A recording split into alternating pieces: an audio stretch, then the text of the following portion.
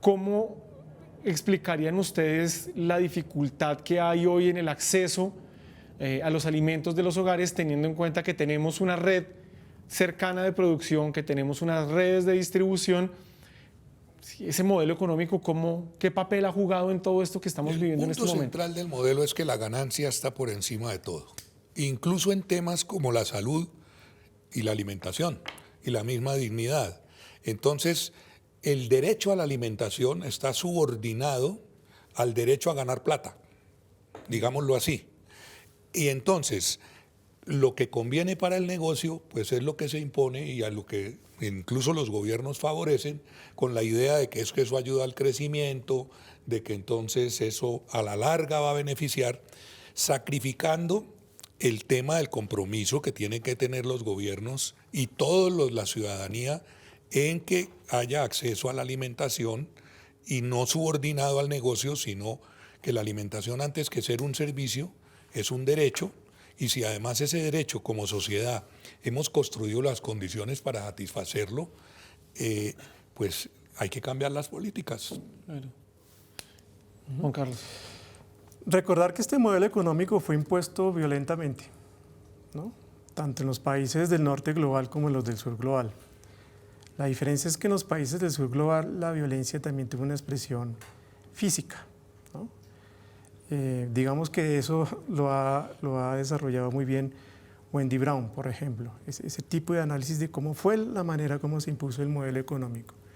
Ese modelo económico en materia agroalimentaria tiene una expresión que es el sistema agroalimentario y nutricional de tipo corporativista.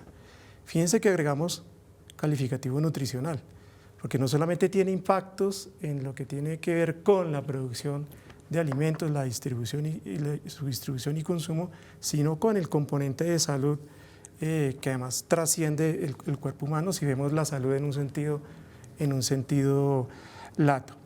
Y ese modelo económico, como bien en ese artículo los economistas lo presentaban, que fue un artículo que creo que todas leímos,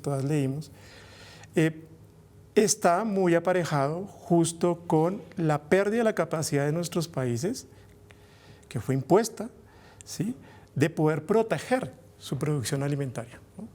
Y todo lo que está construido alrededor de esa producción alimentaria. Entonces terminamos siendo de un país que algunos dicen que llegaba en su momento a producir más o menos del 70-80% de sus alimentos, a ser un país que está en una tendencia cada vez más empinada de dependencia frente a lo alimentario, ¿no? Algunos dicen que las cifras de importación están entre 13, 16, 17 millones de toneladas al año. Y obviamente esa dependencia hizo que nuestro país perdiera algo que es muy importante y se está colocando en la discusión pública, aun cuando naciera de las organizaciones sociales desde mediados de los años 90, que es el tema de la soberanía alimentaria. En la medida en que el modelo impuso, ¿sí?, un sistema agroalimentario y nutricional de tipo corporativista, nosotros perdimos la soberanía alimentaria, pero además ese modelo económico también empobreció a la gente de las ciudades. ¿Sí? Juan Carlos, pero una pausa ahí. Expliquémosle a la gente qué significa un modelo corporativista de alimentación. Cuando uno habla de sistema agroalimentario y nutricional de tipo corporativista, significa que todas las decisiones, ¿sí?, y los beneficios, como decía Hernán Darío, terminan beneficiando al sector corporativo. Okay. Tanto en lo que tiene que ver con la producción, transporte, distribución de los alimentos, como en la misma forma como esos alimentos son incorporados en el cuerpo, ¿sí? Recién ahorita hablamos, por ejemplo, de la dieta corporativa. La dieta corporativa es una expresión global que tiene unos impactos impresionantes. Justo este impuesto que se está discutiendo a las bebidas azucaradas trata de contener un poco las consecuencias de la dieta corporativa. Esa dieta corporativa que cada vez nos presiona a comer menos cosas que además no son alimentos, eso es muy importante decirlo.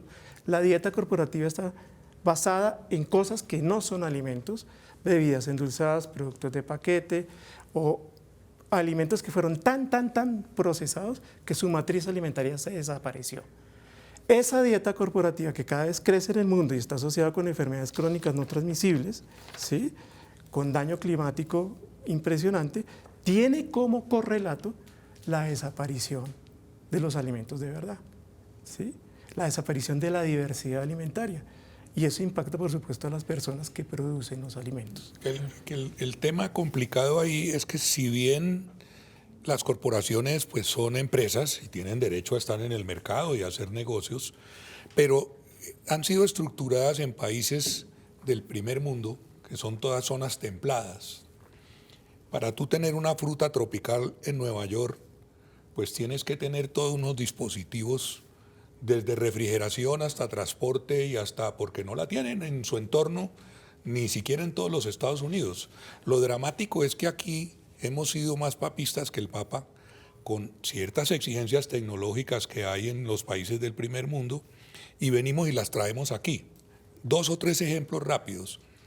En Europa ni en Estados Unidos se permiten grandes superficies de comercialización de alimentos dentro de los cascos urbanos en sus respectivos países. ¿Por qué? Porque esas grandes superficies compiten de una forma desigual con los tenderos, con las plazas de mercado, que cumplen una función pública de ayudar al abastecimiento alimentario. Aquí, en cambio, las tenemos en lo profundo de nuestras ciudades. ¿Por qué? Porque se hace lobby, se hace cabildeo para que eso se permita, a pesar de que la racionalidad sería protejamos ese tipo de...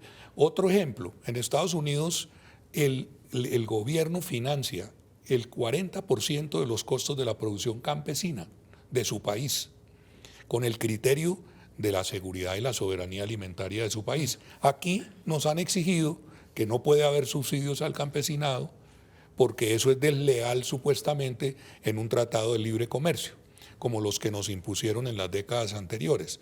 Entonces son ejemplos para mostrar cómo aquí ha sido al revés de cómo es la racionalidad y sobre todo también de lo que es nuestras oportunidades ambientales, que son enormes, para tener una alimentación de calidad suficiente, parecida a como somos.